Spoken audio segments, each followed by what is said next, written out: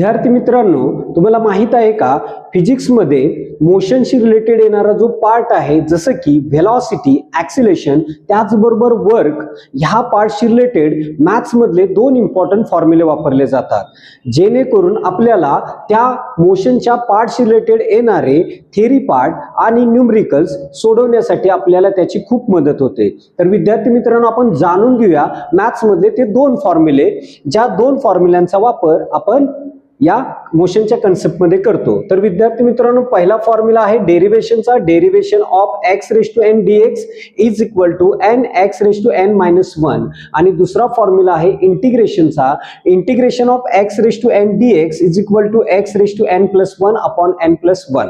विद्यार्थी मित्रांनो, हे दोन फॉर्म्युले खूप इम्पॉर्टंट आहेत मोशनशी रिलेटेड येणाऱ्या कन्सेप्टशी, जस्ट लाईक व्हेलॉसिटी, ॲक्सिलेशन त्याचबरोबर वर्क। असेच जर विद्यार्थी मित्रांनो तुम्हाला फिजिक्सचे इम्पॉर्टंट टिप्स जर हवे असतील तर विद्यार्थी मित्रांनो मला नक्कीच फॉलो करा।